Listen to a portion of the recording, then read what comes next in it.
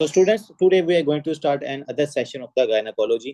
तो गायने को इंशाल्लाह हम कोशिश करेंगे कि कम से कम 15 दिन और मैक्सिमम 20 दिन के अंदर हम इसको खत्म करें, क्योंकि ये आपके पास इजी सब्जेक्ट है, तो ज़्यादा मुश्किल नहीं है। तो इंशाल्लाह हमारे पास ना ये वाइंड अप हो जाएगा। उसके बाद फिर कोशिश करेंगे कि 10 के दिन के अंदर आपकी ऑप्स कवर हो जाए, ताकि हमारे पास ये जो अप्रैल है उसके बाद मई, मिड ऑफ द मई तक ना हमारे ये गायने वाला मसला हल हो जाए। बाकी आपकी मेडिसिन तो उसके तो 4 सिस्टम हो गए हैं, उसका जो रीनल हम पढ़ रहे हैं वो भी इंशाल्लाह इस वीक में खत्म हो जाएगा। ठीक है, नेफ्रोलिथियासिस अगर 3-4 और टॉपिक्स हैं, उसके मेन पोर्शन हमने उसका कवर कर लिए। उसके बाद फिर हम उसके हिमाटोलॉजी जीआईटी स्टार्ट कर लेंगे, मेडिसिन, क्योंकि मेडिसिन तो इंशाल्लाह आपकी इजीली कवर हो जाएगी। उसके साथ पीड्स मैंने आपको बताया हुआ कहाँ से करनी है। बाकी रहेगी गायनी, गायनी आपकी मिड, गायनी और वो आपकी मिड ऑफ मई तक खत्म हो जानी है।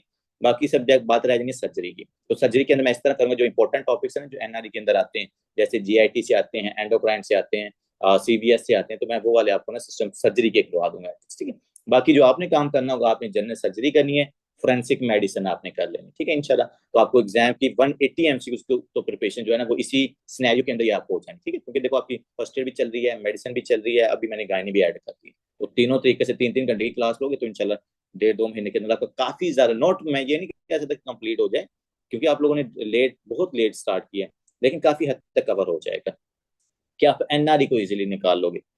चलो बच्चों, गायनाकोलॉजी हम स्टार्ट करते हैं।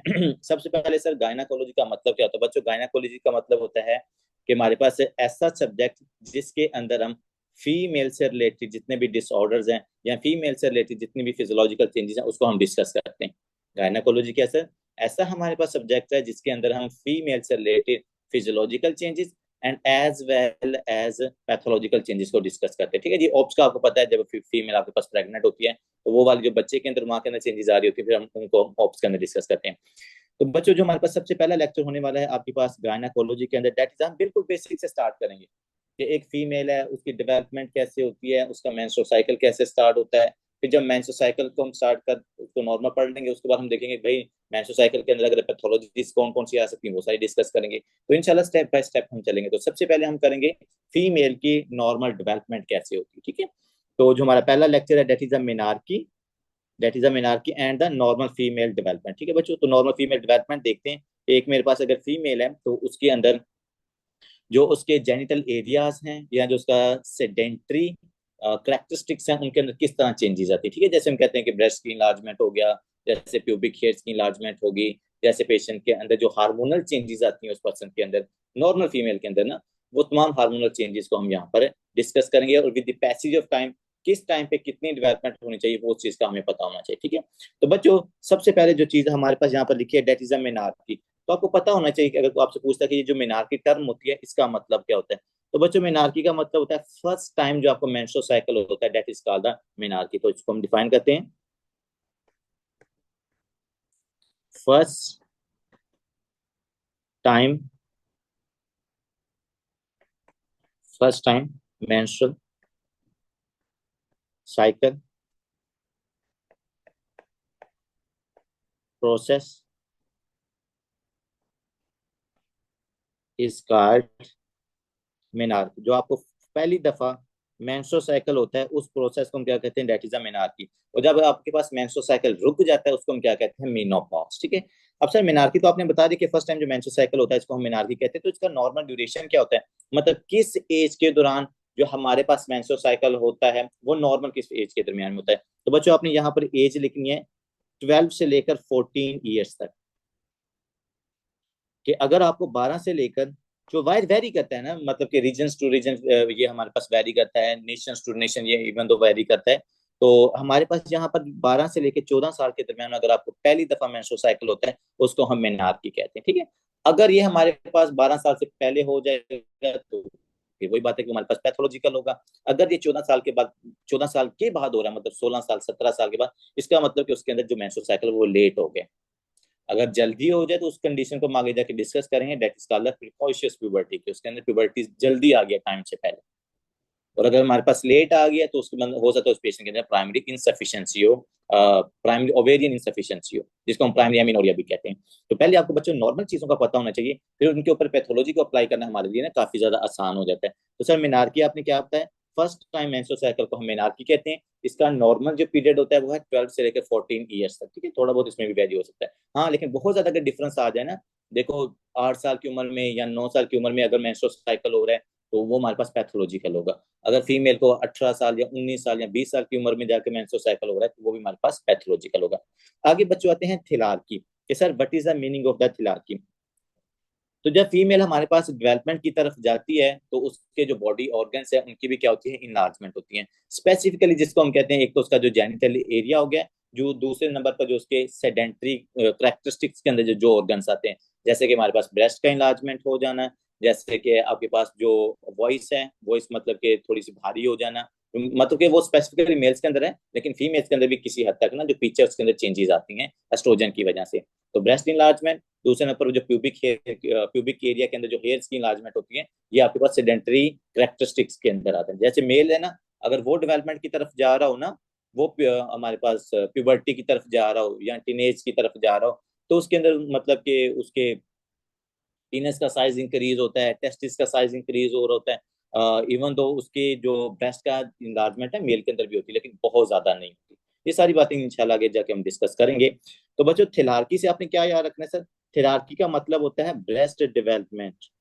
अगर कहीं पर ये, क्योंकि ये टर्म बार बार इस्तेमाल होती है, थिलार्की का क्या मतलब है, ब्रेस्ट डेवलपमेंट। क्योंकि आपको पता है जब फीमेल डेवलप करती है, जब फीमेल के अंदर डेवलपमेंट होती है तो जो उसकी ब्रेस्ट का साइज होता है हमारे पास कहते हैं इनलार्ज होता है। सर जो ये थिलार्की का पीरियड है ये कौन सा है, तो बच्चों आपने याद रखना 8 से लेकर 13 ईयर्स के दरमियान, कि जो फीमेल होती है, जो उसकी थिलार्की वाला पीरियड है ना, जो हम आपके पास इसको प्यूबर्टी की तरफ लेके जा रहे हैं, जो इसको फर्स्ट मेंस्ट्रुअल साइकिल की तरफ ले जा रहे हैं, तो इसको बच्चों आपने थिलार्की कहना है। ये नहीं है कि एक मतलब कि 25 साल के बाद जाके ब्रेस्ट की इनलार्जमेंट हो रही है, या फीमेल मतलब कि अगर फिलिंग वगैरह करवा लेना, जो कि आर्टिफिशियल आजकल हो रही है, फिर हम उसको थिलार्की नहीं कहेंगे क्योंकि उसके अंदर कोई हार्मोनल चेंजेस नहीं आ रही। यहाँ पर जो हमारे पास इसका ब्रेस्ट की इनलार्जमेंट हो रही है बच्चों, ये हार्मोनल चेंजेस की वजह से हो रही है, ये एस्ट्रोजन और प्रोजेस्टेरोन के ज्यादा होने की वजह से हो रही है। तो 8 से लेकर 13 ईयर्स के दरमियान में जो फीमेल के ब्रेस्ट का साइज इनलार्ज होता है, इसको हम थिलार्की कहते हैं। और ये क्यों लार्ज इनलार्ज होता है, because of the increase hormones. और स्पेसिफिकली बच्चों कौन से हार्मोन इंक्रीज होते हैं, जो आपके पास प्यूबर्टी के हार्मोन्स है, increase oestrogen, specifically oestrogen increase होता है, ठीक है।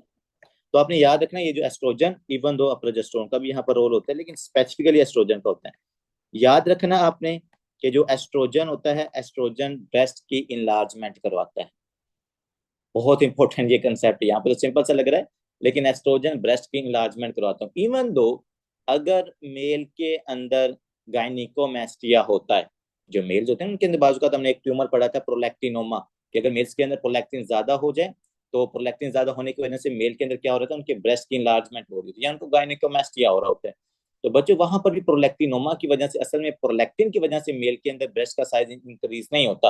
वो प्रोलैक्टिन क्या करता होता है, जाकर आपके टेस्टोस्टेरोन को कम करके एस्ट्रोजन को ज्यादा करता है, फिर वो एस्ट्रोजन मेल्स के अंदर भी ब्रेस्ट की इनलार्जमेंट करवाता है। तो ये आपने बड़ा इंपॉर्टेंट कंसेप्ट है ये जो याद रखना है, कि अगर ब्रेस्ट की इनलार्जमेंट हो रही तो इसमें स्पेसिफिकली एस्ट्रोजन इन्वॉल्व हो रहा है। इसलिए तो आपने देखा होगा कि जो आपको ब्रेस्ट कैंसर होता है ना, तो ब्रेस्ट कैंसर की आपने अगर कीमोथेरेपी देखी हो ना, जो उसकी ड्रग्स देखी हो, तो उसके अंदर आप देखोगे कि हम क्या करते हैं, उस फीमेल की कीमोथेरेपी के अंदर जो ड्रग्स होती हैं वो एस्ट्रोजन के रिसेप्टर्स को इनहिबिट कर रही होती हैं, वो प्रोजेस्टेरोन के रिसेप्टर्स को इनहिबिट कर रही होती है ब्रेस्ट के ऊपर, ताकि क्या ना हो, उस जो ट्यूमर्स की इनलार्जमेंट हो रही है जो ब्रेस्ट के सेल्स के अंदर है, वो इनलार्जमेंट ना हो। तो जब भी एस्ट्रोजन ज्यादा होगा, ये क्या करता है, ब्रेस्ट की इनलार्जमेंट करवाता है, ठीक है। हाँ, फिर कुछ फीमेल्स के अंदर देखो एस्ट्रोजन ज्यादा होता है, लेकिन स्टिल जो उनकी ब्रेस्ट का साइज होता है ना, वो उतना जितना नॉर्मली डेवलप होना चाहिए उतना नहीं होता। बच्चों उसका रीजन ये होता है कि उस फीमेल्स के ब्रेस्ट के ये जो एस्ट्रोजन के रिसेप्टर्स होते हैं ना, इनके अंदर म्यूटेशन होती है। मतलब एस्ट्रोजन तो प्रोड्यूस हो रहा है चले किसी हद तक, लेकिन एस्ट्रोजन ने जो अपने रिसेप्टर्स के ऊपर जाकर लगना होता है ना, वो उन रिसेप्टर्स के अंदर म्यूटेशन होती है। इसलिए जो कुछ फीमेल्स आपको नजर आती हैं उनकी जो ब्रेस्ट का इनलार्जमेंट होती है वो नहीं होती, बिकॉज ऑफ द, यहाँ तो एस्ट्रोजन की डेफिशिएंसी हो सकती है, यहाँ जो एस्ट्रोजन के रिसेप्टर्स होते हैं उनके अंदर म्यूटेशन होती है, ठीक है। तो ये चीज आपने याद रखनी है, thelarche is related with the breast enlargement. आगे बच्चों आते हैं प्यूबर्टी, ठीक है। अभी इसकी दो प्रोनाउंसिएशन है, प्यूबर्टी भी कहते हैं इसको, प्यूबर्टी भी कहते हैं, तो मेरे ख्याल में प्यूबर्टी जो इसके ना वो सही प्रोनाउंसिएशन है। प्यूबर्टी का क्या मतलब बच्चों, सर दो तीसरे नंबर जो हमारे पास डेवलपमेंट की फेज होती है, that is a pubic hair growth, कि जो आपका प्यूबिक एरिया है ना, प्यूबिक एरिया के अंदर जो हेयर की ग्रोथ होती है बच्चों, हेयर ग्रोथ, इस फेज को क्या कहते हैं या इस इनलार्जमेंट को हम क्या कहते हैं? That is called pubic area hair growth is called the pubarche. तो आगे जब मैं टर्म यूज करूंगा कि बच्चों इसके अंदर प्यूबर्की के अंदर प्रॉब्लम आ रही है, इसकी मेनार्की में प्रॉब्लम आ रही है, इसकी थिलार्की में प्रॉब्लम आ रही है, तो आपको अंडरस्टूड पता होना चाहिए कि इसकी ब्रेस्ट में प्रॉब्लम है या प्यूबिक हेयर के इन्लार्जमेंट में प्रॉब्लम है या इसका मेंस्ट्रुअल साइकिल के अंदर प्रॉब्लम आ रही है। ठीक है, तो सर जो प्यूबिक होता है, ये जो प्यूबिक वाला हमारे पास एरिया है कि यहाँ पर जो हेयर की ग्रोथ में होती है फीमेल्स के अंदर, वो किस फेज से लेकर मतलब किस ईयर से लेकर किस ईयर के दरमियान में होती है? तो यहाँ पर आपने लिखना है जहाँ भी 10 to 16 या 15 ईयर्स तक होते हैं। जो प्यूबिक हेयर के अंदर फीमेल्स की सेडेंटरी करेक्टरिस्टिक्स के अंदर जो है करेक्टरिस्टिक्स है कि उसके प्यूबिक एरिया के अंदर हेयर की भी इनलार्जमेंट होती है बच्चों, ये 10 से लेकर 15 साल के दरमियान में होती है। ठीक है, अगर 10 साल से पहले उसके प्यूबिक एरिया में हेयर आ रहे हैं, इसका मतलब ये क्या है कि उसके अंदर पैथोलॉजी है, कोई ना कोई ट्यूमर हो सकता है, जैसे कि ओवरी के अंदर ट्यूमर हो सकता है, जिन्होंने वहां से एस्ट्रोजन को बनाना शुरू कर दिया। ठीक है, ये भी आपके पास एस्ट्रोजन की वजह से होता है। चले मैं यहाँ पर भी लिखता हूँ, जो आपके पास हेयर ग्रोथ करती है ना या प्यूबिक एरिया के अंदर बच्चों, ये भी एस्ट्रोजन की वजह से करते हैं। जैसे मेल के अंदर मेन जो हार्मोन है ना हमारे पास सेडेंटरी करेक्टरिस्टिक्स लाने के लिए या प्यूबर्टी को डेवलप करने के लिए, वो टेस्टोस्टेरोन होता है। इसी तरह जो फीमेल होती है इनके अंदर एस्ट्रोजन होता है जो सेडेंटरी करेक्टरिस्टिक्स लेके आता है उस मेल के अंदर, उसको प्यूबर्टी की तरफ लेके जाता है। ठीक है बच्चों, तो आपको 3 टर्म्स क्लियर होनी चाहिए, what is a puberty, what is a menarche and what is the thelarche. ठीक है बच्चों, ये चीज आपने यहाँ पर याद रखनी है। अब हम क्या करते हैं, हम ये तमाम जो फेजेस होती है ना आपके पास, इन तमाम फेजेस को ना हम डिस्कस करते हैं कि फीमेल की कितनी एज के अंदर कितनी डेवलपमेंट होती है, फिर हमारे पास इनकी क्या क्या स्टेजेस हैं, फीमेल की नॉर्मल डेवलपमेंट की बच्चों, वो हम तमाम स्टेजेस को डिस्कस करेंगे। मतलब कि जब बच्चा एक फीमेल है या एक लड़की है, जब वो 8 साल की है तो उसके अंदर क्या क्या चेंजेस होनी चाहिए, जब वो 10 साल की तो उसके अंदर क्या क्या चेंजेस होनी चाहिए, जब वो 12 साल की तो उसके अंदर क्या क्या चेंजेस होनी चाहिए, जब वो 16 साल की तो उसके अंदर क्या क्या चेंजेस होनी चाहिए। क्योंकि देखो जब आपको नॉर्मल चेंजेस का पता होगा, फिर जब हमारे पास पैथोलॉजिकल कंडीशन आएगी ना तो आपको पता चलेगा। ठीक है, पहले आपको नॉर्मल चीजों का पता होना चाहिए, इसलिए हमने यहाँ पहले टॉपिक से ये बात स्टार्ट की। बच्चों सबसे पहले हमारे पास आती है स्टेज 1। अब देखो स्टेज 1 को हम प्री प्यूबर्टल स्टेज भी कहते हैं। क्या कहा जाता है सर स्टेज 1 को? Pre pre pubertal stage. अब बच्चों इस प्री प्यूबर्टल स्टेज के अंदर आपने सबसे पहले हम देखेंगे कि ड्यूरेशन, कि जो स्टेज 1 है इस स्टेज 1 का क्या ड्यूरेशन होता है, किस ईयर तक के बच्चे को हमें स्टेज 1 का बच्चा डिक्लेयर करना होता है। तो बच्चों ये हमारे पास होता है 8 से लेके 10 ईयर्स तक। 8 से जो 10 साल की बच्ची है वो हमारे पास किस फेज के अंदर आती है? वो प्री प्यूबर्टल स्टेज के अंदर आती है या वो स्टेज 1 के अंदर आती है? अब सर अगर वो स्टेज 1 के अंदर है तो उसके अंदर क्या क्या नॉर्मल चेंजेस होनी चाहिए जो आपको उसकी डेवलपमेंट के अंदर नजर आनी चाहिए। ठीक है बच्चों, सबसे पहले बच्चों यहाँ पर प्यूबर्टी नहीं होनी चाहिए, क्योंकि हमने कहा था प्यूबर्टी 10 ईयर्स के बाद जाके हमारे पास स्टार्ट होती है। तो नो प्यूबिक हेयर स्टेज 1 के अंदर बच्चों, नो प्यूबिक हेयर। हमारे पास प्यूबिक एरिया के अंदर फीमेल के जो हेयर की ग्रोथमेंट है वो नहीं होनी चाहिए। अगर वो ग्रोथ हो रही है बच्चों, इसका मतलब है कि वो हमारे पास क्या है?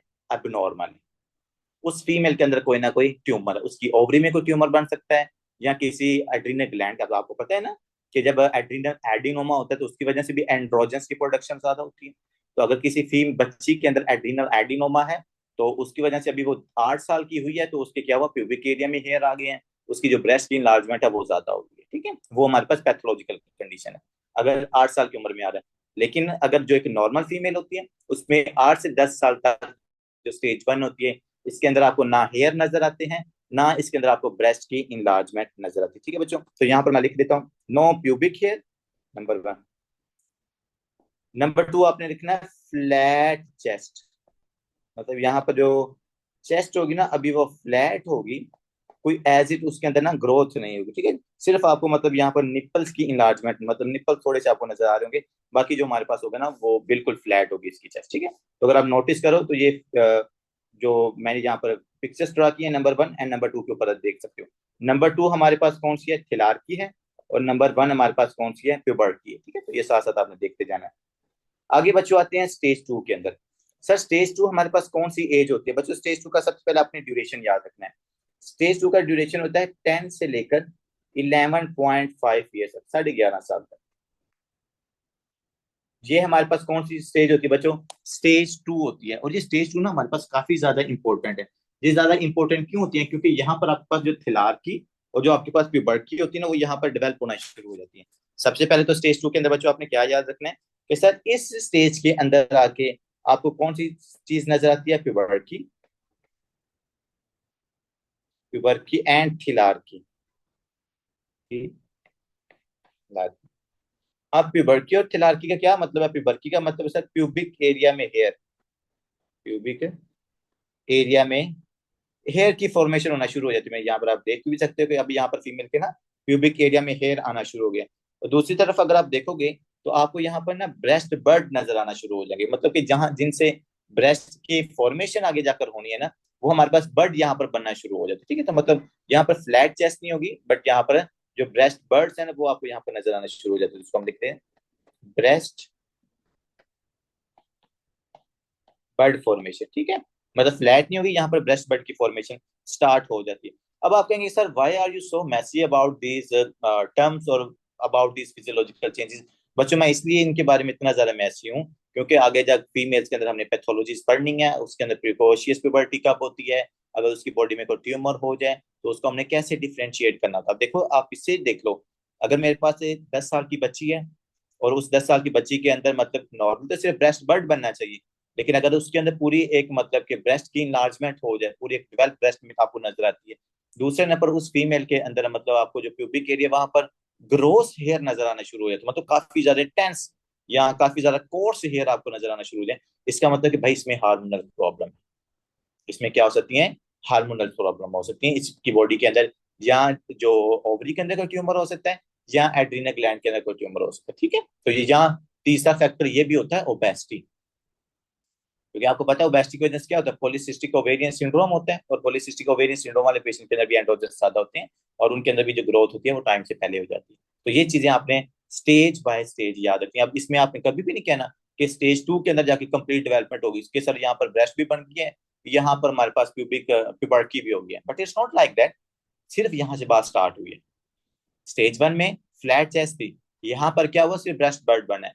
स्टेज 1 में क्या था सर? बिल्कुल हेयर नहीं थे, यहाँ पर आपको थिन हेयर नजर आना शुरू हो जाएंगे। ठीक है, मतलब they are not much in a number, मतलब फ्यू सेल फ्यू हेयर्स आपको नजर आना शुरू हो जाते हैं। अब बच्चों आते हैं स्टेज 3 के ऊपर। सबसे पहले तो सर मुझे स्टेज 3 का जो नॉर्मल ड्यूरेशन है वो पता होना चाहिए। तो बच्चों स्टेज 3 होती है वही ना 11.5 पे वो थी, तो ये हमारे पास 11.5 से लेकर 13 ईयर्स तक ये वाली स्टेज होती है। जब ये 30 वाली होगी ना, तो अब जो हमारे पास आगे ब्रेस्ट बर्ड बनी थी ना, अब उस ब्रेस्ट बर्ड के ऊपर ना माउंट्स की फॉर्मेशन हो जाती है। इसके लिए हम ना वर्ड यूज करते हैं, मैंने आपको शायद उसके अंदर फर्स्ट ईयर के अंदर भी ये चीज पढ़ाई थी। कि देखो दोनों चीजों को आप नोटिस करो, ऊपर हमारे पास थिलारकी है, नीचे हमारे पास प्यूबर्टी है। थिलारकी के अंदर यहाँ पर सिर्फ क्या था सर? बर्ड बना था, ऊपर सिर्फ आपके पास बर्ड था। लेकिन यहाँ पर होता है कि माउंट्स एक पूरे आपको नीचे की तरफ अगर आप नोटिस करो ना, तो पूरा आप ब्रेस्ट टिश्यू बनता शुरू नजर आना शुरू हो गया। ये नीचे जो आपको नजर आ रहा है इसको सारे को माउंट कहते हैं। और जो ऊपर आपको ये ऊपर निप्पल की फॉर्मेशन तो नजर आ रही है, लेकिन इसके पीछे आपको ये माउंट वाला सारा एरिया नजर आ रहा है। ठीक है बच्चों, तो स्टेज 3 के अंदर आपने क्या चीज याद रखनी है? देखो बड़ा इजी है। स्टेज 1 सर कुछ भी नहीं बनता, स्टेज 2 सर ब्रेस्ट बर्ड बनता है, स्टेज 3 सर अब यहाँ पर माउंट की फॉर्मेशन हो जाती है कि जो ब्रेस्ट टिश्यू होता है ना, जो निपल की बैक साइड की तरफ होता है, उसकी फॉर्मेशन यहाँ पर होना शुरू हो जाती है। ठीक है, तो यहाँ पर मैं लिखता हूँ कि सर थिलारकी के अंदर क्या होना है? सर थिलारकी के अंदर हमारे पास माउंट की फॉर्मेशन हो जानी। माउंट क्या है sir? In large breast tissue है, माउंट फॉर्मेशन। और बच्चे दूसरे नंबर अगर प्यूबिक एरिया की बात करो तो वो आपको क्या नजर आ रहा है? अब ये ज्यादा मतलब कि इंटेंस आपको नजर, अगर आप यहाँ पे नोटिस करो ना, इधर सिर्फ कुछ चंद मतलब हेयर्स आपको नजर आ रहे थे, लेकिन यहाँ पर आपको काफी कोर्स मतलब काफी ज्यादा गहरे से जो हेयर्स है ना उनकी फॉर्मेशन होना शुरू हो गई है। तो यहाँ पर हम लिखेंगे क्या बच्चों? इसके लिए वर्ड यूज करते हैं कोर्स, मतलब कि गहरे, course here in pubic here in pubic area. ठीक हो गया। स्टेज 3 तक हमारे मामला तो यहाँ पर आपको समझ आ गई कि स्टेज 3 तक अब माउंट की फॉर्मेशन है, और जो आपके पास प्यूबिक हेयर है वो क्या कर जाएंगे? ज्यादा कोर्स हो जाएंगे। ठीक है बच्चों, अब आते हैं सर स्टेज 4 के ऊपर। स्टेज 4 क्या हमारे पास? देखो ये इजी हमारे पास स्टेज होती है 13 ईयर्स था ना बच्चों, ये हमारे पास 13 से लेकर 15 ईयर्स तक। अब आजकल तो फास्ट फूड की वजह से या चिकन के ज्यादा इंटेक की वजह से ना जो फीमेल्स हैं वो ज्यादातर 13 से लेकर 15 ईयर्स के दरमियान में क्या हो जाती है, उनकी डेवलपमेंट हो जाती है। मतलब यहाँ पर ही उनकी प्यूबर्टी गेन हो जाती है उनको, ठीक है। बट जो नॉर्मल अगर वो हेल्दी डाइट ले रही हैं तो वो 16 ईयर्स के बाद या 16 की ईयर्स के अंदर ही उनकी ना मतलब प्यूबर्टी होती है। लेकिन आजकल मैं आपको कह रहा हूँ because of the diet plan change जो हमारे पास प्यूबर्टी गेन हो रही है ना वो 13 से लेकर 15 ईयर्स के दरमियान में, ईयर्स के दरमियान में होगी, ठीक है। अब यहाँ पर जो हम थिलारकी और प्यूबर्टी देखते हैं, तो बच्चों थिलारकी के अंदर हमने ब्रेस्ट को देखना है, तो ब्रेस्ट के अंदर आप नोटिस करो, अब तो ना दोनों को कंपेयर करो, ऊपर को नीचे को। यहाँ पर आपके पास जो ब्रेस्ट टिश्यू है वो ब्रेस्ट टिश्यू काफी ज्यादा क्या कर चुका है, ग्रो कर चुका है। तो इस स्टेज को फिर हम पता क्या कहते हैं, mount on mount formation. Mount on mount formation कि हमारे पास जो पहले ब्रेस्ट टिश्यू बना हुआ था, मतलब उस ब्रेस्ट टिश्यू की ज्यादा ग्रोथ होगी है यहाँ पर। बट इसके लिए हम टर्म यूज करते हैं माउंट ऑन माउंट, मतलब कि पहले ब्रेस्ट टिश्यू बना है स्टेज 3 के अंदर, स्टेज 4 के अंदर क्या होता है कि वो ब्रेस्ट टिश्यू और ज्यादा ग्रो कर जाता है, जिसको हम क्या कहते हैं, mount on mount formation in thelarche stage, ठीक है। सर प्यूबर्टी के अंदर क्या होगा बच्चों, प्यूबर्टी के अंदर आपने क्या करना है, और ज्यादा हेयर्स की कोर्स नहीं कर देनी है। कि यहाँ पर जो आपके हेयर्स हो जाएंगे बच्चों, वो हेयर्स आपके पास और ज्यादा कोर्स हो जाएंगे, तो यहाँ पर हमारे पास जो ज्यादा हेयर्स है ना उनकी फॉर्मेशन आपको यहाँ पर नजर आना शुरू हो जाती है, ठीक है। नंबर 2। अब बच्चों आते हैं स्टेज 5, ठीक है जी, last but not least. Stage 5 के अंदर सर क्या हो जाता है बच्चों, स्टेज 5 के अंदर जाके सारी चीजें जो थी ना आपके पास कंप्लीट हो जाती हैं। सबसे पहले तो आपको स्टेज 5 का ड्यूरेशन क्या है sir, it's more than 15 years, मतलब 15 से लेकर 16 साल या 17 साल, इस साल के तक ना इसको हम स्टेज 5 कहते हैं। मोर देन 15 आपने याद रखना है। अब यहाँ पे सर थिलारकी और प्यूबर्टी के अंदर क्या क्या चीजें नजर आती हैं बच्चों, अगर आप यहाँ पे नोटिस करो ना, तो अब इस फीमेल के जो हेयर्स हैं वो थाइस के साथ क्या है, कनेक्ट होना शुरू हो गए, मतलब थाइस वाले एरिया के अंदर भी आना शुरू हो जाए। तो अगर आपके पास प्यूबिक हेयर क्या करें, मीडियल थाई तक पहुंचना शुरू हो जाए, मीडियल थाई तक आ जाए, इसका मतलब क्या है कि ये इसकी स्टेज 5 है। और यहाँ पर आके जो फीमेल्स होती हैं वो ज्यादातर प्यूबर्टी गेन कर लेती हैं, ठीक है। 4 के अंदर मोस्टली कर लेती हैं, लेकिन ज्यादातर जो क्या करती हैं, अगर हेल्दी डाइट है तो वो हमारे पास 15 या 16 ईयर्स के अंदर आकर प्यूबर्टी गेन कर लेती है, ठीक है। और प्यूबर्टी गेन के अंदर क्या है, जो आपके पास पूरे, इनको हम कहते हैं सेडेंटरी कैरेक्टरिस्टिक्स। यहाँ पर क्या हो रहा है कि जो आपके प्यूबिक हेयर्स हैं वो थाइस तक पहुंच चुके हैं। और दूसरे नंबर अगर आप ब्रेस्ट को यहाँ पर देखोगे तो ब्रेस्ट आपको बिल्कुल मतलब कि जो एक कंप्लीट स्ट्रक्चर आपकी ब्रेस्ट का होता है ना, जिसमें निप्पल की फॉर्मेशन है, सबसे पहले निप्पल हो गया, उसके नीचे एरोला, ये जो आपको ब्लैकिश एरिया नजर आता है इसको हम एरोला कहते हैं। और फिर हमारे पास आता है ब्रेस्ट टिश्यू, ठीक है। तो ब्रेस्ट टिश्यू का भी साइज यहाँ पर काफी ज्यादा गेन हो जाता है, निपल की भी फॉर्मेशन भी हो जाती है, एरोला की फॉर्मेशन भी हो जाती है। And that is the puberty as that you gain in the stage 5, ठीक है। तो प्यूबर्टी हेयर हो गई बच्चों। और उसके बाद जो हमारे पास थिलारकी है, थिलारकी के अंदर क्या होता है बच्चों, थिलारकी के अंदर सर निपल की फॉर्मेशन हो चुकी है, यहाँ पर कंप्लीट आपको सेपरेटेड निपल नजर आएगा, उसके बाद यहाँ पर एरोला की फॉर्मेशन हो जाएगी। और लास्ट पे हमारे पास जो ब्रेस्ट टिश्यू है, वो ब्रेस्ट टिश्यू अपना जो नॉर्मल साइज है प्यूबर्टी वाला वो यहाँ पर आकर गेन कर लेते हैं, ठीक है बच्चों। तो ये बातें आपने याद रखनी है नॉर्मल डेवलपमेंट के अंदर। अगर लेट्स सपोज मैं फिर आपको कह रहा हूँ स्टेज 1 के अंदर हमने कहा था कि कुछ भी नहीं बनता, अगर 8 से 10 साल की बच्ची के अंदर हेयर बन रहे हैं, इसका मतलब है क्या, उसके अंदर है कि टाइम से पहले प्यूबर्टी गेन हो गया, और उस कंडीशन को हम प्रिकॉशियस प्यूबर्टी कहते हैं। अगर 8 ईयर से पहले आपको यहाँ पर हेयर की ग्रोथ नजर आना शुरू हो जाए, तो यहाँ पर हेयर की ग्रोथ और ऊपर आपको ब्रेस्ट बर्ड या ब्रेस्ट टिश्यू की इलाजमेंट नजर आना शुरू हो जाए बच्चों, तो फिर वो बच्चा हमारे पास कौन सा होता है, प्रीकॉशियस प्यूबर्टी वाला। कौन सा, प्रिकॉशियस प्यूबर्टी। प्रिकॉशियस प्यूबर्टी क्या है कि अगर आप प्यूबर्टी या जो मेंस्ट्रुअल साइकिल है, वो आपको 7-8 साल की बच्ची है, उसको मेंस्ट्रुअल साइकिल आना शुरू हो गया, उसकी जो बॉडी के ये एरियाज हैं वो क्या कर चुके हैं, वो ग्रो कर चुके हैं। इसका मतलब क्या है सर, ये पैथोलॉजिकल कंडीशन है, इस फीमेल के अंदर कोई ना कोई क्या चल रही है, पैथोलॉजी चल रही है। जैसा कि मैंने आपको बताया एड्रीनल एडिनोमा हो सकता है, या उसके ओवेरियन कैंसर उसको हो सकता है, ठीक है। उसके फॉलिकल जो सेल्स होते हैं ना उनके अंदर ट्यूमर बन सकता है, वो ज्यादा एस्ट्रोजन को रिलीज करना शुरू कर देते हैं। तो ये था बच्चों आपका नॉर्मल फीमेल्स की डेवलपमेंट। अब जब नॉर्मल फीमेल्स की डेवलपमेंट हो जाती है तो आपको पता है 15 या 16 ईयर्स के अंदर जाकर वो अपनी क्या करती है, प्यूबर्टी गेन कर लेती है। जब वो प्यूबर्टी गेन करती है तो उसको क्या होती है, मेनार्की। मेनार्की हमने क्या कहा था, फर्स्ट टाइम मेंस्ट्रुअल साइकिल उसको होता है। तो अब हम यहाँ पर डिस्कस करेंगे कि सर मेंस्ट्रुअल साइकिल क्या होता है और इसकी क्या क्या स्टेजेस होती हैं, क्या क्या इसके मतलब के साइकिल्स होते हैं, ठीक है। तो सबसे पहले बच्चों आपने याद रखना है कि मेंस्ट्रुअल साइकिल होता क्या है। क्योंकि हम ये वाली चीजें काफी डिटेल के अंदर पहले पढ़ चुके हैं, तो इसलिए हम इसको जनरल सा ओवरव्यू देंगे। बच्चों मेंस्ट्रुअल साइकिल आपके पास क्या होता है sir? That is a periodic changes, that is a regular cyclic changes that females face every month. मतलब कि सर एक हमारे पास फिजियोलॉजिकल चेंजेस का साइकिल है, और फिजिकल फिजियोलॉजिकल साइकिल के अंदर क्या होता है सर? फीमेल्स के अंदर ब्लीडिंग लॉस होती है, या मतलब कि ब्लीडिंग होती है या ब्लड लॉस होता है, ठीक है, आफ्टर एवरी 28 या आफ्टर एवरी 30 डेज। तो मेंस्ट्रुअल साइकिल क्या है? Regular physiological changes in the females that makes that females to get pregnant और टू गेट फर्टिलाइजेशन।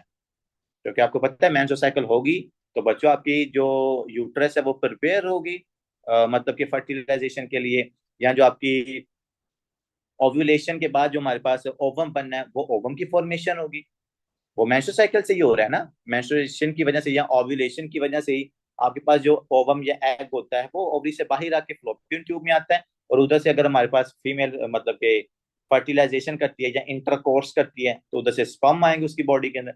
तो स्पर्म और उधर से अगर जो ओवम है वो क्या करेंगे आपस में फ्यूज होके फर्टिलाइजेशन करवाकर एक नए एम्ब्रियो की डेवलपमेंट करवाएंगे, ठीक है। तो इसलिए अगर फीमेल्स के अंदर हमने क्या करवानी है, प्रेगनेंसी करवानी है, फर्टिलाइजेशन करवानी है, एम्ब्रियो की फॉर्मेशन करवानी है, तो उसके लिए उसकी बॉडी में हर महीने क्या होता है, ये मेंस्ट्रुअल साइकिल का फिजियोलॉजिकल मैकेनिज्म चलता है, ठीक है। देखो जैसे 16 साल की बच्ची हुई, 16 साल की हमारे पास गर्ल हुई है, तो उसके अंदर क्या होगा, ये फिजियोलॉजिकल चेंजेस आना शुरू हो जाते हैं, ठीक है, so that she can become a pregnant female. तो बच्चों मेंस्ट्रुअल साइकिल को हम देखते हैं कि सर क्या क्या हार्मोनल चेंजेस आती हैं, और इसके अलावा कौन कौन से जो स्ट्रक्चर्स हैं या जो ऑर्गन है जिनके अंदर चेंजेस आती हैं। तो सबसे पहले तो आप देखो ना, तो इसको हम क्या कहते हैं, रेगुलर रेगुलर साइक्लिक चेंजेस है, ठीक है। तो मतलब कि ये साइकिल है जो हर महीने में आपके पास आफ्टर एवरी मंथ ये रिपीट हो रहा है, periodically preparing the female reproductive system for fertilisation and the pregnancy, ठीक है। वही बात मैंने आपको बताई है कि मेंस्ट्रुअल साइकिल का मकसद ये होता है कि आप फर्टिलाइज हो, एम्ब्रियो की फॉर्मेशन हो, और जब एम्ब्रियो की फॉर्मेशन हो तो हमारे पास क्या हो जाए, प्रेग्नेंट हो जाए फीमेल, ठीक है। Occurs in the phases based on the events taking place in the ovaries and the uterus. बच्चों एक बात याद रखिएगा कि हमारे पास जो मेंस्ट्रुअल साइकिल होता है, ये मेंस्ट्रुअल साइकिल में दो ऑर्गन्स इन्वॉल्व होते हैं, एक आपकी यूट्रस इन्वॉल्व होती है, और दूसरे नंबर आपकी जो ओवरी होती है ना वो इन्वॉल्व होती है, ये दोनों ऑर्गन्स आपके इन्वॉल्व होते हैं। बात पता है स्टूडेंट्स कैसे समझते हैं कि सर ये साइक्लिक प्रोसेस है, तो ये इस तरह चलता होगा, पहले ओवरी के जो इवेंट्स हैं वो होते होंगे, मतलब ओवरी की चेंजेस आएंगे, उसके बाद यूट्रस के अंदर चेंजेस आती है। बच्चों ऐसा नहीं होता, आपकी ओवरी और आपकी यूट्रस के अंदर at the same time changes आती हैं। अगर ओवरी के अंदर फॉलिकल्स मेच्योर हो रहे हैं तो उधर आपकी यूट्रस के अंदर जो यूट्राइन वॉल है वो क्या हो रही होगी, वो थिक हो रही होगी, वहां पर ग्लैंड्स की फॉर्मेशन हो रही होगी, वहां पर एक्स्ट्रा आर्टरीज की फॉर्मेशन होगी, उन एक्स्ट्रा आर्टरीज की टॉर्टियस होती है, स्पाइरल आर्टरीज की फॉर्मेशन होती है। तो पहली बात जो मैं बाकी आपको सारी चीजें पता है, जो पहली बात आपको मेक श्योर करवाना चाहता हूँ बच्चों वो ये है कि मेंस्ट्रुअल साइकिल में ओवरी के अंदर और यूट्रस के अंदर सेम टाइम पर चेंजेस आ रही होती है, सेम टाइम के अंदर चेंजेस आती है, ठीक है। तो इसलिए हम क्या करेंगे, एक तरफ हम ओवेरियन साइकिल को डिस्कस करेंगे कि सर ओवरी के अंदर क्या क्या चेंजेस आती हैं, और दूसरी तरफ हम क्या करेंगे, यूट्राइन साइकिल को देखेंगे कि आपकी यूट्रस के अंदर क्या क्या चेंजेस आती हैं, ठीक है। एक तरफ ovarian cycle and the on the other hand the uterine cycle. बच्चों सबसे पहले ना एक बात आपने याद रखनी है कि सर ये जो पूरा मेंस्ट्रुअल साइकिल का प्रोसेस है ये किन हार्मोन से कंट्रोल होता है। जो हमारे पास पूरी मेंस्ट्रुअल साइकिल का प्रोसेस है ये असल में कौन से हार्मोन है जो इसको कंट्रोल करते हैं, तो इसमें बच्चों आपने देखना है सबसे पहले आपका पास होता है हाइपोथैलेमस।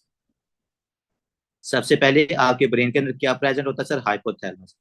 बच्चों ये जो हाइपोथैलेमस है ये रिलीज करता है very beautiful enzyme that is called GnRH, जिसको हम क्या कहते हैं, गोनेडोट्रोफिन रिलीजिंग हार्मोन। ये जो GnRH होता है ना बच्चों, ये आपके पास लैक्टोट्रोफ्स के ऊपर या गोनेडोट्रोफ जो सेल्स होते हैं एंटीरियर पिट्यूटरी ग्लैंड के अंदर प्रेजेंट होते हैं, वहां पर जाके GnRH एक्ट करता है और आपके पास ब्यूटीफुल सेल्स की ब्यूटीफुल हार्मोन्स की सिक्रीशन करवाता है। These are the FSH and the LH।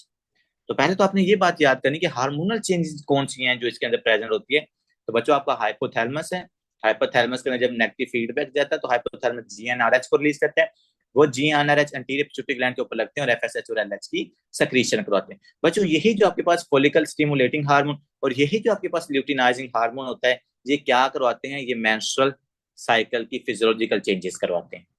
These two important hormones, follicle stimulating hormone and the luteinizing hormone. इसमें पहले आपने देखना है कि जो आपका बच्चों ये फॉलिकल स्टिमुलेटिंग हार्मोन है, इनके मैं आपको पहले फंक्शन बता दूं, इनका काम क्या होता है। फॉलिकल स्टिमुलेटिंग हार्मोन, जैसे इसके नाम से ही हमें पता चल रहा है कि बच्चों जो आपकी ओवरी है, ये हमारे पास ओवरी पड़ी हुई ना, इस ओवरी के अंदर आपको पता है क्या है सर, यहाँ पर मिलियंस ऑफ फॉलिकल्स पड़े हुए हैं। तो आपका FSH जो हार्मोन है, ये क्या करता है, उनमें से एक फॉलिकल्स के ऊपर या मल्टीपल फॉलिकल्स के ऊपर जाकर लगता है और उन फॉलिकल्स को ये मैच्योर करता है। उन फॉलिकल्स को ये किसकी तरफ लेके जाता है, मैच्योरेशन की तरफ जाता है। तो इसी तरह उनमें से जो हमारे पास फॉलिकल्स हैं वो क्या किसकी तरफ जाते हैं, मैच्योरेशन की तरफ जाते हैं। फिर उनमें से एक जो हमारा फॉलिकल्स होता है वो ज्यादा मैच्योरेशन या डोमिनेंसी की तरफ जाता है। फिर उसी फॉलिकल्स को हम मैच्योर करवा के क्या करवाते हैं, उससे ओवुलेशन करवा के और उससे ओवम की फॉर्मेशन करवाते हैं। तो पहले आपको हार्मोनल चेंजेस का पता होना चाहिए। GnRH आया एंटीरियर पिट्यूटरी पे, FSH LH, उसमें से जो FSH होता है वो फॉलिकल्स को मैच्योर करता है और उसके बाद जो LH होता है वो क्या करवाता है, ओव्यूलेशन करवाता है। ठीक है, ये चीज आपने यहाँ पर याद रखनी है। दूसरी तरफ बच्चों ये जो आपके पास FSH और LH होते हैं ना, ये आपके दो इंपॉर्टेंट हार्मोन्स को भी रिलीज करवाते हैं। इनमें से एक आपके पास हो गया एस्ट्रोजन और दूसरा आपके पास हो गया प्रोजेस्टेरोन। यहाँ पर ठीक है, एस्ट्रोजन ये लिखा हुआ, एक तरफ ये हमारे पास एस्ट्रोजन को रिलीज करवाते हैं and on the other hand ये आपके पास प्रोजेस्टेरोन को भी रिलीज करवाते हैं। ठीक है जी, तो अब पूरा साइकिल आपके पास बन गया क्या, hypothalamus, GnRH, FSH, LH। FSH और LH क्या करवाते हैं, एस्ट्रोजन और प्रोजेस्टेरोन की सिक्रीशन करवाते हैं। और वही जो एस्ट्रोजन और प्रोजेस्टेरोन होते हैं फिर वो क्या करवाते हैं, मेंस्ट्रुअल साइकिल के अंदर जो डिफरेंट फिजियोलॉजिकल चेंजेस होती हैं वो फिर अपना पार्ट जो उनका मतलब के रोल होता है उसको प्ले करते हैं। ठीक है, उनका क्या रोल है वो सारी बातें हम अभी कर लेते हैं। बच्चों एक तरफ हम देखेंगे कि सर ओवरी के अंदर क्या क्या चेंजेस आती हैं और दूसरी तरफ हम देखेंगे कि यूट्रस के अंदर क्या क्या चेंजेस आती हैं। बच्चों आपको पता है जो नॉर्मल मेंस्ट्रुअल साइकिल होता है ये कितने डेज का होता है सर, अराउंड 28 डेज। ठीक है, मतलब इसको लिखा जाता है कि 26 से लेकर 30 डेज, या मतलब कि नॉर्मली 28 डेज के ऊपर ही होता है ये ज्यादातर। नॉर्मल हमारे पास 26 से लेकर 28 डेज के अंदर होता है। ठीक है, इसमें भी कुछ वेरिएशंस होती हैं, कुछ 24 से लेकर 30 वीक्स भी लिखा हुआ कुछ बुक्स के ऊपर, लेकिन ज्यादातर जो आपको नजर आता है ना लाइक नॉर्मल फीमेल्स के अंदर वो 26 से लेकर 28 दिन के अंदर ये साइकिल जो होता है ये रिपीट हो रहा होता है। अब इसीलिए हम फिर क्या करते हैं सर, ये 28 डेज को हम डिवाइड करते हैं दो फेजेस के अंदर। यहाँ पर एक हमारे पास हम डिस्कस करेंगे फर्स्ट 14 डेज के अंदर क्या क्या चेंजेस होती हैं, फिर हम डिस्कस करेंगे कि नेक्स्ट जो 14 डेज है उनके अंदर क्या चेंजेस। ठीक है, मैं आपको सिर्फ, हालांकि ये नहीं होता कि 14-14 दिन के अंदर ही हो, इसमें भी चेंजेस हो जाती हैं। ये जो हमारे पास फर्स्ट फेज है वो 12 दिन में भी हो सकती है, 13 दिन के अंदर भी हो सकती है, लेकिन ये जो सेकंड फेज होती है ना, जो ल्यूटियल फेज होती है बच्चों, वो 14 दिन के अंदर ही होती है। ये चीज आपने यहाँ पर याद रखनी है, इसको मैं यहाँ पर हाईलाइट भी कर देता हूँ कि ये जो ल्यूटियल फेज है ये कॉन्स्टेंट होती है, ये 14 डेज के अंदर ही होती है। जो वेरी करती है ना वो आपकी ये फोलिकुलर फेज वेरी करती है, इसके दिन मतलब को 12 दिन, 11 दिन या 14 दिन के अंदर होता है, ये वेरी कर सकती है। सर ये जो 28 डेज का साइकिल है, पहले हम देखते हैं कि फर्स्ट 14 डेज के अंदर क्या क्या हार्मोनल चेंजेस आती हैं और क्या क्या ओवरी और यूट्रस के अंदर चेंजेस आती है। ठीक है बच्चों, तो पहले 14 डेज के अंदर हमारे पास जो ओवरी के अंदर फेज होती है इसको हम क्या कहते हैं sir, that is the follicular phase. Ovary के अंदर बच्चों कौन सी फेज चल रही है, फोलिकुलर फेज चलती है। और मैंने कहा था ना कि सेम टाइम के ऊपर जो आपके पास यूट्रस है, तो यूट्रस के अंदर कौन सी फेज चलती है, दैट इज द प्रोलाइफरेटिव फेज। तो फर्स्ट हम इसको क्या करेंगे, फर्स्ट 14 डेज के अंदर आपको फोलिकुलर फेज और यूट्रस के अंदर प्रोलाइफरेटिव फेज है। फिर बच्चों नेक्स्ट 14 डेज के अंदर आपको नजर आता है सर, एक तरफ तो ओवरी के अंदर आपको ल्यूटियल फेज नजर आती है और आपको यूट्रस के अंदर सेक्रेटरी फेज नजर आती है। अब हम पहले डिस्कस करते हैं ये ओवेरियन साइकिल। ओवेरियन साइकिल की जो फोलिकुलर फेज है, मतलब जो पहली फेज है जिसके अंदर आपके जो फोलिकल्स है ना, ये जो मैंने नीचे फोलिकल्स बनाए थे बच्चों, ये फोलिकल्स मेच्योर होते हैं। ठीक है, पहले प्री मोर्डियल फोलिकल्स बनता है, फिर प्राइमरी फोलिकल होता है, फिर सेकेंडरी बनता है, फिर टर्शियरी बनता है, फिर एट द एंड आपका जो मेच्योर फोलिकल होता है बच्चों उसको हम ग्राफियन फोलिकल कहते हैं। मेच्योर फोलिकल को क्या कहा जाता है, ग्राफियन फोलिकल। और यही जो मेच्योर फोलिकल होता है फिर यही किसकी तरफ जाता है, ओव्यूलेशन की तरफ जाता है। ठीक है, तो फोलिकुलर फेज में क्या होता है बच्चों, फोलिकुलर डेवलपमेंट होती है और फोलिकुलर डेवलपमेंट की देखो, late stages are stimulated by FSH can fluctuate in length. ठीक है, तो यहाँ पर ये एनआरई का इंपॉर्टेंट एमसीक्यू लिखा हुआ है कि कौन सी फेज है जो आपके पास फ्लक्चुएट कर सकती है बच्चों, वो फॉलिकुलर फेज होती है। ये मैं आपको फिर बता रहा हूँ, 11 दिन की हो सकती है, 12 दिन की हो सकती है, 13 दिन की हो सकती है, ये फ्लक्चुएट कर सकती है।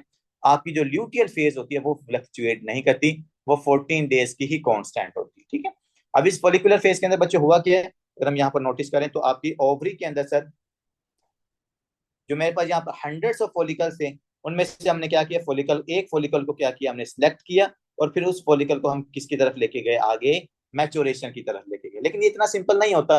लेट्स सपोज पहले हंड्रेड्स ऑफ फॉलिकल सिलेक्ट होते हैं, उनमें से कुछ प्राइमरी की तरफ फेज के अंदर जाते हैं, कुछ सेकेंडरी फेज तक जाते हैं। मतलब पहले 100 थे, उनमें से 50 गए प्राइमरी में, 50 में से 25 गए सेकेंडरी में, 25 में से 5 गए टर्चरी में, 5 में से एक गया ग्राफियन की तरफ। तो इस तरह ये रास्ते के अंदर कम होते रहते हैं आपके जो फॉलिकल्स होते हैं। जो मेच्योर होता है वही एट द एंड तक जाता है। जैसे हम कहते हैं ना कि मेल्स के अंदर जो स्ट्रॉन्ग स्पर्म होता है वही जाके ओवम तक पहुंचता है, इसी तरह फीमेल्स के अंदर जो आपके पास हाई एनर्जी वाला फॉलिकल होता है वही किसकी तरफ जाता है, ओव्यूलेशन की तरफ जाता है। ठीक है, क्योंकि इस फॉलिकल के अंदर आपको क्या नजर आ रहा है, ये आपको ओवम नजर आ रहा है।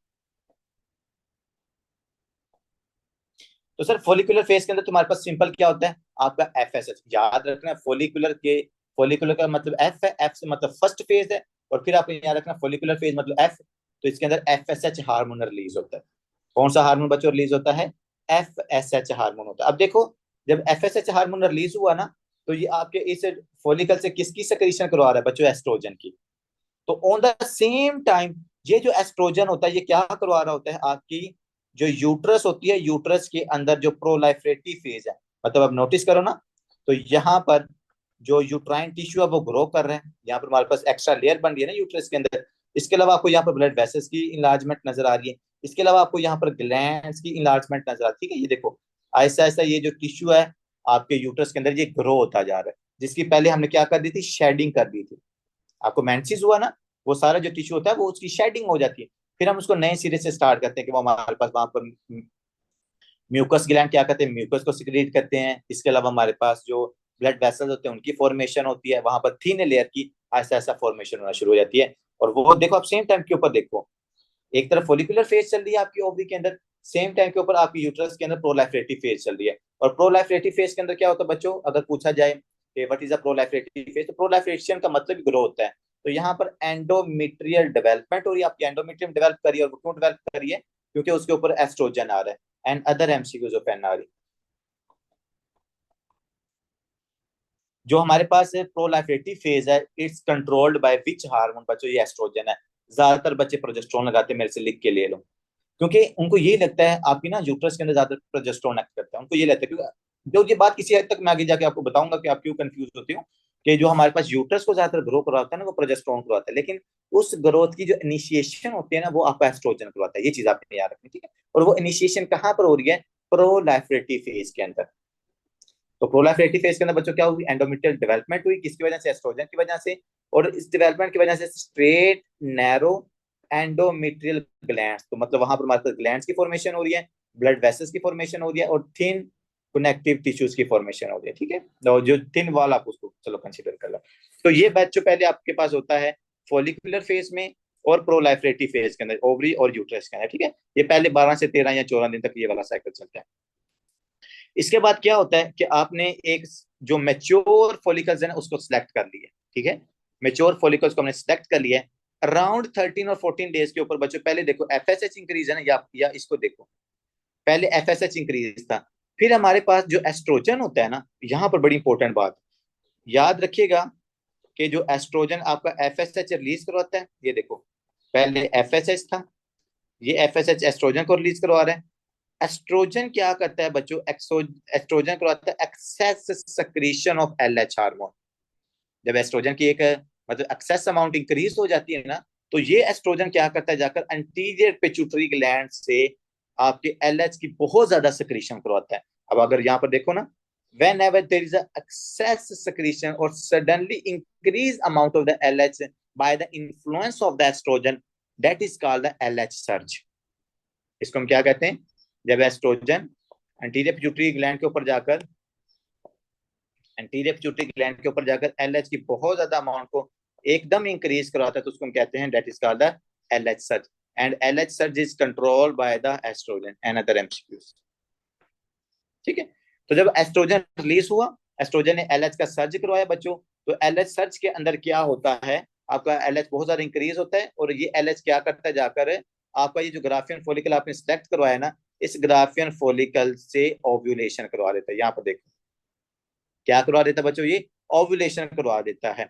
जब ओव्यूलेशन हो जाएगी तो आपकी मतलब कि जो ग्राफियन फॉलिकल है, इससे जो ओवम है ये क्या आ जाएगा, बाहर आ जाएगा। ओव्यूलेशन को हम क्या कहते हैं, ovulation is called the destruction of the Graafian follicles to release the ovum.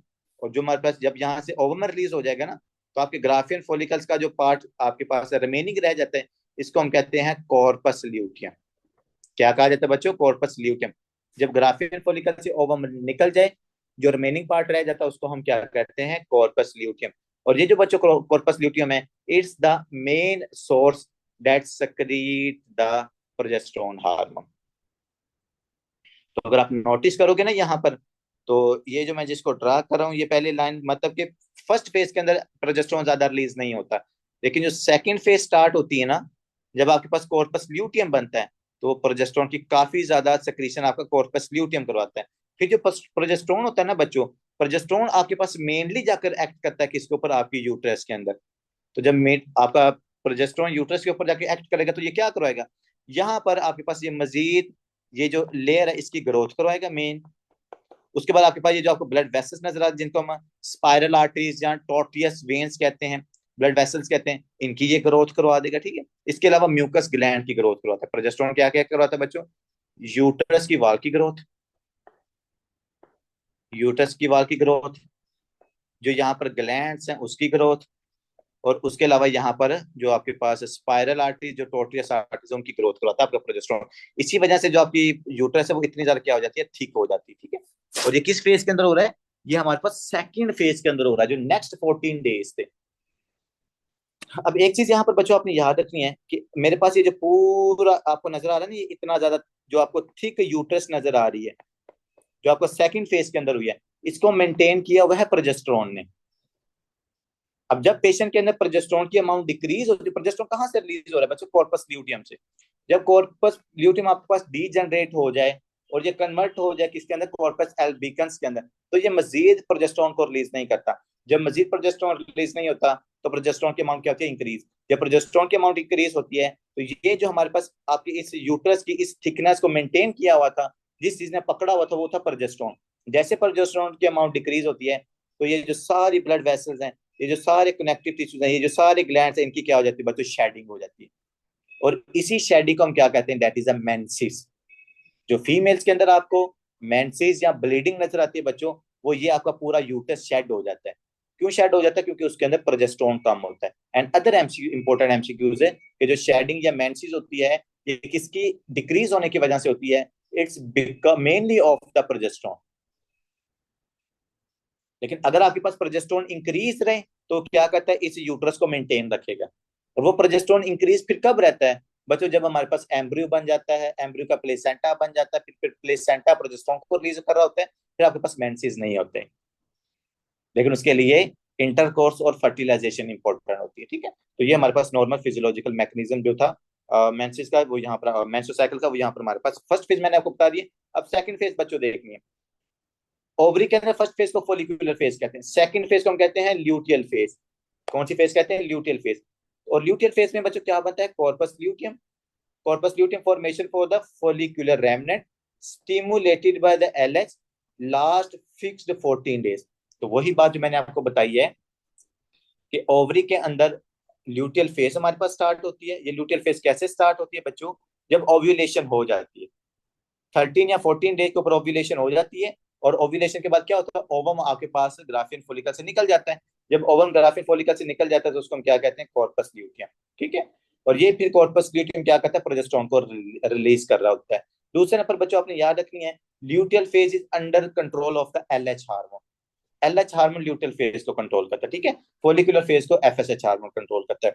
अब आपके पास एलएच का सर्ज हुआ, ओव्यूलेशन हुई, ओव्यूलेशन के बाद ओवम बाहर चला गया, जो कॉर्पस ल्यूटियम है वो क्या कर रहा है, वो प्रोजेस्टेरोन को रिलीज कर रहा है। ठीक है, जब वो प्रोजेस्टेरोन को रिलीज करता है तो हम दूसरी तरफ देखते हैं सेक्रेटरी फेज, जो आपकी यूट्रस के अंदर होती है। यूट्रस के अंदर दो फेजेस हैं, पहली प्रोलाइफरेटरी थी, दूसरी हमारे पास है सेक्रेटरी। ओवरी के अंदर भी दो फेज थी, पहली थी फॉलिकुलर, दूसरी थी हमारे पास ल्यूटियल फेज। बड़ा इंपॉर्टेंट एमसीक्यू है कि ल्यूटियल फेज फिक्स्ड होती है 14 डेज की।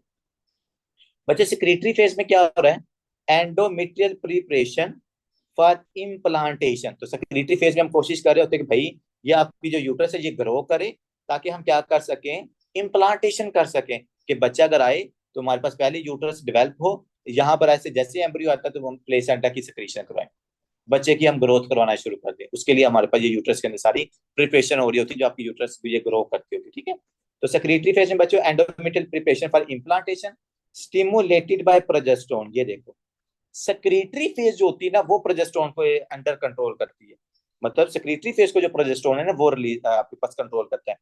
अब इस फेज के अंदर क्या क्या हो रहा होता है बच्चों, पहले तो ग्रोथ हुई है, प्रोजेस्टेरोन सारी ग्रोथ को कंट्रोल करता है, और इसके अंदर हमारे पास बनती है टोट्रियस डायलेटेड एंडोमेट्रियल ग्लैंड्स। ठीक है, तो आपके पास जो एंडोमेट्रियल ग्लैंड्स होते हैं वो डायलेट हो जाते हैं, उनका नंबर इंक्रीज हो जाता है, स्पाइरल आर्टरीज बन जाती हैं, टोट्रियस ब्लड वेसल्स बन जाती हैं।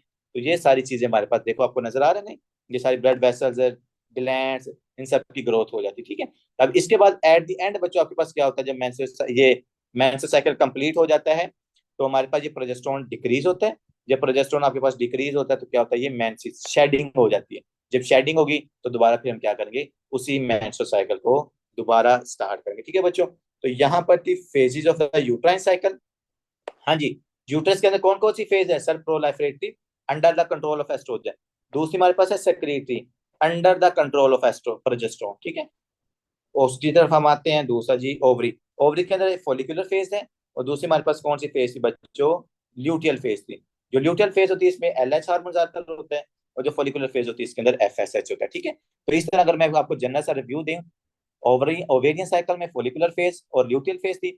फॉलिकुलर फेज में फॉलिकल बनता है, जब फॉलिकल बन के मेच्योर हो जाता है एलएच सर्ज होता है, ओव्यूलेशन होती है, और ओव्यूलेशन के बाद हमारे पास जो कॉर्पस ल्यूटियम बनता है, वो कॉर्पस ल्यूटियम क्या करता है, बस प्रोजेस्टेरोन को रिलीज करवा के हमारे पास सेक्रेटरी फेज को कंट्रोल कर रहा होता है, जो आपकी यूट्रस के अंदर होती है। ठीक है, यूट्राइन के अंदर क्या होता है, पहले फॉलिकुलर फेज होती है जो हमारे पास, यूट्राइन साइकिल के अंदर पहली प्रोलाइफरेटरी फेज होती है, जो एस्ट्रोजन के अंडर काम करती है। ठीक है, एस्ट्रोजन वहां पर जाकर उनकी यूट्रस की ग्रोथ करवाता है।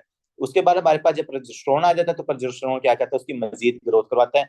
तो वहां पर आपके पास blood vessels, spiral arteries, glands, thick connective tissues, मतलब थिक म्यूकस वहां पर सिक्रीट करवाता है। ठीक है, तो ये चीजें आपने याद रखनी है। अब वेट करते रहते हैं हम 14 डेज तक कि भाई मतलब इम्प्लांटेशन हो, फर्टिलाइजेशन या इंटरकोर्स हो, लेकिन जब फीमेल इंटरकोर्स नहीं करती तो प्रोजेस्टेरोन के अमाउंट, क्योंकि जो कॉर्पस ल्यूटियम है वो डीजनरेट हो जाता है 14 डेज के बाद। जो कॉर्पस ल्यूटियम डीजनरेट होता है, प्रोजेस्टेरोन नहीं रिलीज होता है। जब प्रोजेस्टेरोन रिलीज नहीं होता तो पेशेंट के अंदर आपको मेंसेस नजर आते हैं, उसके अंदर ब्लीडिंग होना शुरू हो जाती है। ठीक है बच्चों, तो ये था हमारे पास सिंपल सा topic, that is a normal female development